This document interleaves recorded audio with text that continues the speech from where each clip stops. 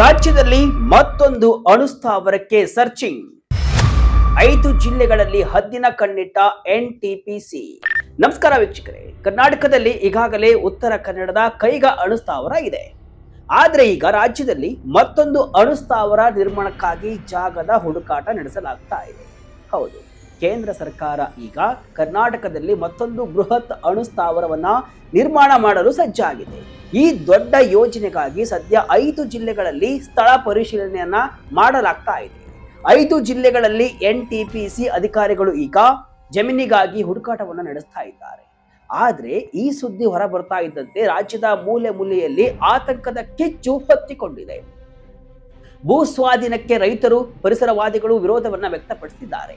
ನಮಗೆ ಅಣುಸ್ಥಾವರ ಬೇಡವೇ ಬೇಡ ಅಂತ ಜನ ರೊಚ್ಚಿಗೆದ್ದಿದ್ದಾರೆ. ಹಾಗಾದ್ರೆ ಎನ್ಟಿಪಿಸಿ ಕಂಡಿಟ್ಟಂತಹ ಆ 5 ಜಿಲ್ಲೆಗಳು ಯಾವುವು? ಅಣುಸ್ಥಾವರ ನಿರ್ಮಾಣಕ್ಕೆ ಎಷ್ಟು ಸಾವಿರ ಎಕರೆ ಭೂಮಿ ಬೇಕು? ಜಿಲ್ಲಾಧಿಕಾರಿಗಳು ನೀಡಿದ ಆ ಶಾಕಿಂಗ್ ವರದಿ ಏನು? ಕಂಪ್ಲೀಟ್ ಮಾಹಿತಿ ಇಲ್ಲಿದೆ. ನಾನು ಶಿವಮೂರ್ತಿ ಸರ್ಬಾ. ಎಸ್ ವೀಕ್ಷಕರೇ, ಜಗತ್ತು ಈಗ ಇಂಧನ ಬಿಕ್ಕಟ್ಟಿನಿಂದ ತತ್ತರಿಸ್ತಾ ಇದೆ. ಕಲ್ಲಿದ್ದಲು, ವಿದ್ಯುತ್ ಪರಿಸರಕ್ಕೆ ಹಾನಿಕಾರಕ ಅಂತ ಗೊತ್ತಾದ ಮೇಲೆ ಸರ್ಕಾರಗಳು ಈಗ ಅಣುಶಕ್ತಿಯತ್ತ ಅಂದ್ರೆ ನ್ಯೂಕ್ಲಿಯರ್ ಎನರ್ಜಿಯತ್ತ ಮುಖವನ್ನ ಮಾಡಿವೆ. ಇದೇ ಕಾರಣಕ್ಕೆ ನ್ಯಾಷನಲ್ ಥರ್ಮಲ್ ಪವರ್ ಕಾರ್ಪೊರೇಷನ್ ಅಂದ್ರೆ ಎನ್ಟಿಪಿಸಿ ಈಗ ಕರ್ನಾಟಕವನ್ನ ತನ್ನ ಹೊಸ ಕೇಂದ್ರವನ್ನಾಗಿ ಮಾಡಿಕೊಳ್ಳಲು ಮುಂದಾಗಿದೆ. ಇದಕ್ಕಾಗಿ ಪ್ರಾಥಮಿಕ ಹಂತದ ಅಧ್ಯಯನ ಶುರುವಾಗಿದೆ. ಭೂಮಿಯ ಆಳದಲ್ಲಿ ಬೋರ್ ಹೋಲ್ಗಳನ್ನ ಕೊರೆಯುವ ಮೂಲಕ ಅಲ್ಲಿನ ಮಣ್ಣು ಮತ್ತು ಕಲ್ಲುಗಳ ಗಟ್ಟಿತನವನ್ನ ಪರೀಕ್ಷಿಸಲು ಅಧಿಕಾರಿಗಳು ಪ್ಲಾನ್ ಮಾಡಿದ್ದಾರೆ. ಅಂದ್ರೆ ಈ ಅಣುಸ್ಥಾವರ ನಿರ್ಮಾಣವಾದರೆ ಅದು ಕೇವಲ 10 ಅಥವಾ 20 ವರ್ಷಗಳಿಗಲ್ಲ, 100 ವರ್ಷಗಳ ಕಾಲ ಅಲ್ಲಿ ಅಚಲವಾಗಿ ನಿಲ್ಲಬೇಕಾಗುತ್ತೆ. ಅದಕ್ಕಾಗಿಯೇ ಭೂ ವೈಜ್ಞಾನಿಕ ತನಿಖೆ ಅತಿ ಮುಖ್ಯವಾಗಿದೆ. ಆದರೆ ಈ ತನಿಖೆಗೆ ಮೊದಲ ಹಂತದಲ್ಲೇ ಭಾರಿ ವಿರೋಧ ವ್ಯಕ್ತವಾಗ್ತಿದೆ. ಯಾವ್ಯಾವ ಜಿಲ್ಲೆಯಲ್ಲಿ ಹುಡುಕಾಟ ನಡೆಸಲಾಗ್ತಿದೆ? ಎನ್ಟಿಪಿಸಿ ಕಂಡಿಟ್ಟ ಜಿಲ್ಲೆ ಯಾವುದು?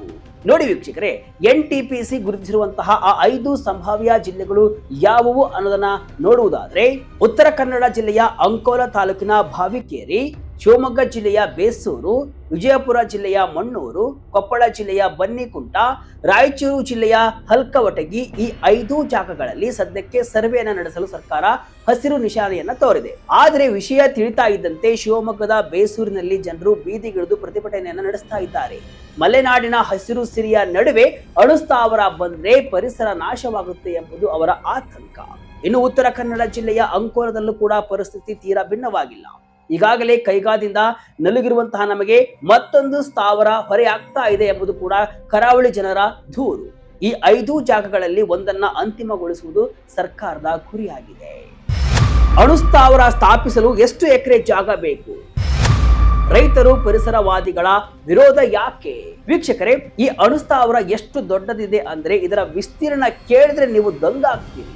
ಅಣುಸ್ಥಾವರ ಸ್ಥಾಪಿಸಲು ಎಷ್ಟು ಜಾಗ ಬೇಕು ಅನ್ನೋದನ್ನ ಕೇಳಿದ್ರೆ ನಿಜಕ್ಕೂ ಶಾಕ್ ಆಗ್ತೀರಿ.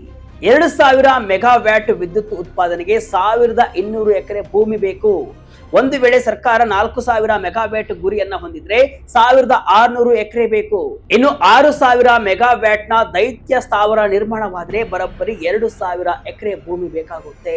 ಇಷ್ಟೇ ಅಲ್ಲ, ಅಲ್ಲಿ ಕೆಲಸ ಮಾಡುವ ನೌಕರರಿಗಾಗಿ ಪ್ರತ್ಯೇಕ ಕಾಲನಿ ನಿರ್ಮಿಸಲು ಹೆಚ್ಚುವರಿಯಾಗಿ 100 ರಿಂದ 150 ಎಕರೆ ಜಮೀನು ಬೇಕು ಅಂತ ಸರ್ಕಾರಿ ಸುತ್ತೋಲೆಯಲ್ಲಿ ತಿಳಿಸಲಾಗಿದೆ. ಅಂದ್ರೆ ಸಾವಿರಾರು ಎಕರೆ ಕೃಷಿ ಭೂಮಿ ಈಗ ಸರ್ಕಾರದ ವಶವಾಗುವ ಭೀತಿ ಎದುರಾಗಿದೆ. ಸಾವಿರಾರು ರೈತ ಕುಟುಂಬಗಳು ಒಕ್ಕಲೆಬ್ಬಿಸಲ್ಪಡುವಂತಹ ಸಾಧ್ಯತೆ ಇದೆ. ಇದೇ ಕಾರಣಕ್ಕೆ ಜಿಲ್ಲಾಧಿಕಾರಿಗಳ ಮಟ್ಟದಲ್ಲಿ ಈಗ ಸರಣಿ ಸಭೆಗಳು ನಡೆಯುತ್ತಿವೆ.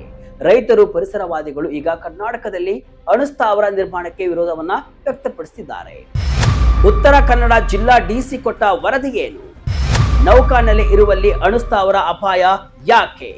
ಈ ಇಡೀ ಯೋಜನೆಯಲ್ಲಿ ಅತಿ ದೊಡ್ಡ ಟ್ವಿಸ್ಟ್ ಅಂದ್ರೆ ಉತ್ತರ ಕನ್ನಡ ಜಿಲ್ಲಾಧಿಕಾರಿ ಲಕ್ಷ್ಮೀಪ್ರಿಯಾ ಅವರು ನೀಡಿರುವಂತಹ ರಿಪೋರ್ಟ್. ಅಂಕೋಲದ ಬಾವಿಕೇರಿಯಲ್ಲಿ ಅಣುಸ್ಥಾವರ ನಿರ್ಮಾಣಕ್ಕೆ ಜಾಗ ಕೊಡಿ ಅಂತ ಎನ್ಟಿಪಿಸಿ ಕೇಳಿತ್ತು. ಆದ್ರೆ ಡಿಸಿ ಲಕ್ಷ್ಮೀಪ್ರಿಯಾ ಅವರು ಇದನ್ನ ಕಡಾಖಂಡಿತವಾಗಿ ನಿರಾಕರಿಸಿದ್ದಾರೆ. ಅಂಕೋಲದ ಬಾವಿಕೇರಿ ಸಮೀಪವೇ ಏಷ್ಯಾದ ಅತಿ ದೊಡ್ಡ ನೌಕಾನೆಲೆ INS ಕದಂಬ ಇದೆ. ಪಕ್ಕದಲ್ಲೇ ಬೃಹತ್ ಶಸ್ತ್ರಾಸ್ತ್ರ ಸಂಗ್ರಹಗಾರ ಅಂದ್ರೆ ಆರ್ಮ್ಸ್ ಡಿಪೋ ಕೂಡ ಇದೆ. ಇಂತಹ ಸೂಕ್ಷ್ಮ ಪ್ರದೇಶದಲ್ಲಿ ಅಣುಸ್ಥಾವರ ನಿರ್ಮಾಣ ಮಾಡುವುದು ಭದ್ರತೆಯ ದೃಷ್ಟಿಯಿಂದ ಅತಿ ಅಪಾಯಕಾರಿ. ಒಂದು ವೇಳೆ ಏನಾದರೂ ಅನಾಹುತ ಸಂಭವಿಸಿದ್ರೆ ಇಡೀ ನೌಕಾನೆಲೆಗೆ ಅಪಾಯ ಕಾದಿರುತ್ತೆ. ಅಷ್ಟೇ ಅಲ್ಲ, ಭಾವಿಕೇರಿಯಲ್ಲಿ ಸರ್ಕಾರದ ಬಳಿ ಖಾಲಿ ಜಮೀನು ಇಲ್ಲ, ಎಲ್ಲವೂ ರೈತರ ಕೃಷಿ ಭೂಮಿಯೇ ಆಗಿದೆ. ಈ ಎಲ್ಲಾ ಕಾರಣಗಳಿಂದ ಉತ್ತರ ಕನ್ನಡ ಜಿಲ್ಲೆ ಈ ಯೋಜನೆಗೆ ಸೂಕ್ತವಲ್ಲ ಅಂತ ಡಿಸಿ ವರದಿಯನ್ನ ಕೊಟ್ಟಿದ್ದಾರೆ. ಅಂದ್ರೆ ಸದ್ಯಕ್ಕೆ ಅಂಕೋಲದಲ್ಲಿ ಈ ಯೋಜನೆ ಡ್ರಾಪ್ ಆಗುವ ಲಕ್ಷಣಗಳು ಕಾಣಿಸ್ತಾ ಇವೆ. ಮತ್ತೆ ಚರ್ಚೆಗೆ ಬಂದ ಅಣು ವಿಕಿರಣದ ಭೀತಿ. 5-6ನೇ ಘಟಕ ಕಾಮಗಾರಿ ನಡುವೆ ಮತ್ತೊಂದು ಹೊರೆ. ನೀವು ಗಮನಿಸಬಹುದು, ಈಗಾಗಲೇ ಕಾರವಾರದ ಕೈಗಾದಲ್ಲಿ 4 ಅಣು ವಿದ್ಯುತ್ ಘಟಕಗಳಿವೆ. ಅಲ್ಲಿ ಈಗ ತಲಾ 700 ಮೆಗಾವ್ಯಾಟ್ ಸಾಮರ್ಥ್ಯದ 5 ಮತ್ತು 6ನೇ ಘಟಕಗಳ ನಿರ್ಮಾಣ ಕಾರ್ಯ ಭರದಿಂದ ಸಾಗ್ತಾ ಇದೆ. ಕೈಗಾ ಸ್ಥಾವರ ನಿರ್ಮಾಣದ ಸಮಯದಲ್ಲೂ ಕೂಡ ಪರಿಸರವಾದಿಗಳು ಮತ್ತು ಸ್ಥಳೀಯರು ಭಾರಿ ವಿರೋಧವನ್ನು ವ್ಯಕ್ತಪಡಿಸಿದರು. ಅಣು ವಿಕಿರಣದಿಂದ ಸುತ್ತಮುತ್ತಲ ಜನರಿಗೆ ಕ್ಯಾನ್ಸರ್ ಮತ್ತು ಚರ್ಮದ ಕಾಯಿಲೆಗಳು ಬರುತ್ತಿವೆ ಎಂಬ ಆರೋಪಗಳು ಇಂದಿಗೂ ಕೂಡ ಕೇಳಿ ಬರುತ್ತಲೇ ಇವೆ. ಪರಿಸ್ಥಿತಿ ಹೀಗಿರುವಾಗ ಅದೇ ಉತ್ತರ ಕನ್ನಡ ಜಿಲ್ಲೆಯ ಪಕ್ಕದ ತಾಲೂಕಿನಲ್ಲಿ ಮತ್ತೊಂದು ಅಣು ಸ್ಥಾವರ ತರ್ತೇವೆ ಎನ್ನುವುದು ಬೆಂಕಿಯ ಮೇಲೆ ತುಪ್ಪ ಸುರಿದಂತಾಗಿದೆ. ಉತ್ತರ ಕನ್ನಡದ ಜನರು ಈಗಾಗಲೇ ಸರ್ಕಾರದ ವಿರುದ್ಧ ಆಕ್ರೋಶವನ್ನ ಹೊರಹಾಕುತ್ತಿದ್ದಾರೆ. ವಿಜಯಪುರ, ಕೊಪ್ಪಳ, ರಾಯಚೂರು ಎಲ್ಲಿ ಸ್ಥಾಪನೆ? ಫೆಬ್ರವರಿ 3ರಂದು ನಡೆದ ಸಭೆಯಲ್ಲಿ ಆಗಿದ್ದೇನು? ಒಂದು ವೇಳೆ ಉತ್ತರ ಕನ್ನಡ ಮತ್ತು ಶಿವಮೊಗ್ಗದಲ್ಲಿ ವಿರೋಧ ಹೆಚ್ಚಾದ್ರೆ ಸರ್ಕಾರ ಏನ್ ಮಾಡಲಿದೆ? ಆಗ ಉಳಿದಿರುವ ಪರ್ಯಾಯ ಅಂದ್ರೆ ವಿಜಯಪುರ, ಕೊಪ್ಪಳ ಮತ್ತು ರಾಯಚೂರು ಜಿಲ್ಲೆಗಳು. ಫೆಬ್ರವರಿ 3ರಂದು ಸರ್ಕಾರದ ಅಪರ ಮುಖ್ಯ ಕಾರ್ಯದರ್ಶಿಗಳ ನೇತೃತ್ವದಲ್ಲಿ ನಡೆದಂತಹ ಸಭೆಯಲ್ಲಿ ಈ ಬಗ್ಗೆ ಸುದೀರ್ಘ ಚರ್ಚೆ ನಡೆದಿದೆ. ಈ 3 ಜಿಲ್ಲೆಗಳಲ್ಲಿ ಬಯಲು ಸೀಮೆ ಇರುವುದರಿಂದ ಮತ್ತು ಜಮೀನು ಲಭ್ಯತೆ ಸುಲಭವಾಗಿರುವುದರಿಂದ ಇಲ್ಲಿ ಯೋಜನೆ ಸ್ಥಳಾಂತರಗೊಳ್ಳುವ ಸಾಧ್ಯತೆ ಇದೆ ಅಂತ ಹೇಳಲಾಗುತ್ತದೆ.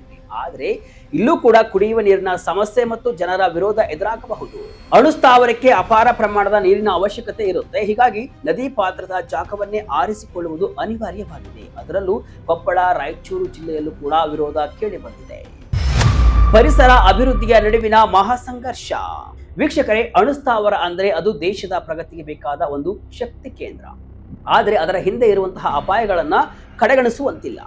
ಚೆರ್ನೋಬಿಲ್ ಅಥವಾ ಫುಕುಶಿಮಾದಂತಹ ಅನಾಹುತಗಳು ಕಣ್ಣ ಮುಂದೆ ಇರುವಾಗ ಜನರು ಹೆದರುವುದು ಸಹಜ. ಸರ್ಕಾರವು ಈ ಯೋಜನೆಯನ್ನ ಜಾರಿಗೆ ತರುವ ಮುನ್ನ ಜನರ ವಿಶ್ವಾಸವನ್ನ ಗಳಿಸಬೇಕಾಗಿದೆ. ಕೇವಲ ಬೋರ್ ಹೋಲ್ ಕೊರೆದು ಪರೀಕ್ಷೆ ಮಾಡಿದರೆ ಸಾಲದು. ಅಲ್ಲಿನ ಜನರಿಗೆ ಆಗುವಂತಹ ಆರೋಗ್ಯದ ತೊಂದರೆ ಮತ್ತು ಪರಿಸರದ ಹಾನಿಯ ಬಗ್ಗೆಯೂ ಕೂಡ ಸಮಗ್ರ ಅಧ್ಯಯನವಾಗಬೇಕು. NTPC ಕಳಿಸಿರುವಂತಹ ಪತ್ರ ಈಗ ಕರ್ನಾಟಕದ ರಾಜಕೀಯ ಮತ್ತು ಸಾಮಾಜಿಕ ವಲಯದಲ್ಲಿ ದೊಡ್ಡ ಬಿರುಗಾಳಿಯನ್ನೇ ಎಬ್ಬಿಸಿದೆ. ಜನರು ಕೂಡ ವಿರೋಧ ವ್ಯಕ್ತಪಡಿಸ್ತಾ ಇರುವುದರಿಂದ ಸರ್ಕಾರದ ಮುಂದೆಯೂ ಕೂಡ ದೊಡ್ಡ ಸವಾಲಿದೆ. ಒಟ್ನಲ್ಲಿ ಕರ್ನಾಟಕದಲ್ಲಿ ಮತ್ತೊಂದು ಅಣು ಸ್ಥಾವರ ನಿರ್ಮಾಣಕ್ಕೆ ಕೇಂದ್ರ ಸರ್ಕಾರ ಸಜ್ಜಾಗಿದೆ. 5 ಜಿಲ್ಲೆಗಳಲ್ಲಿ ಜಾಗ ಹುಡುಕಾಟದ ಸರ್ಕಸ್ ನಡೀತಾ ಇದೆ.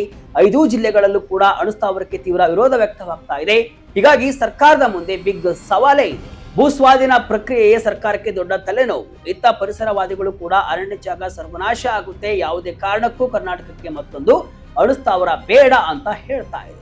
ವಿರೋಧದ ಮಧ್ಯೆಯೂ ಕೂಡ NTPC ಜಾಗ ಫೈನಲ್ ಮಾಡುತ್ತಾ ರೈತರನ್ನ ಪರಿಸರವಾದಿಗಳ ಮನವೊಲಿಸುವಲ್ಲಿ ಸರ್ಕಾರ ಸಕ್ಸಸ್ ಆಗುತ್ತಾ? ಯಾವ ಜಿಲ್ಲೆಯಲ್ಲಿ ತಲೆ ಎತ್ತಲಿದೆ ಅಣು ಸ್ಥಾವರ? ಮುಂದಿನ ದಿನಗಳಲ್ಲಿ ಕಾದು ನೋಡೋಣ. ವೀಕ್ಷಕರೇ, ಕರ್ನಾಟಕದಲ್ಲಿ ಮತ್ತೊಂದು ಅಣು ಸ್ಥಾವರ ಬೇಕಾ ಬೇಡವಾ? ಬೇಕಾದ್ರೆ ಯಾವ ಜಿಲ್ಲೆಯಲ್ಲಿ ಸ್ಥಾಪನೆಯನ್ನ ಮಾಡಬೇಕು? ಕಮೆಂಟ್ ಮೂಲಕ ತಿಳಿಸಿ. ಇದಿಷ್ಟು ಇವತ್ತಿನ ವಿಶೇಷ. ಇದೇ ರೀತಿಯ ಹಲವು ವಿಶ್ಲೇಷಣೆ ಮಾಹಿತಿ ಅಷ್ಟೇ ಅಲ್ಲ, ಮನರಂಜನೆಯ ವಿಡಿಯೋಗಳಿಗಾಗಿ ವಿಜಯ ಕರ್ನಾಟಕ ವೆಬ್ಸೈಟ್, ಫೇಸ್ಬುಕ್ ಹಾಗೂ ಯೂಟ್ಯೂಬ್ ಪೇಜ್ ಅನ್ನು ಫಾಲೋ ಮಾಡಿ. ಧನ್ಯವಾದಗಳು.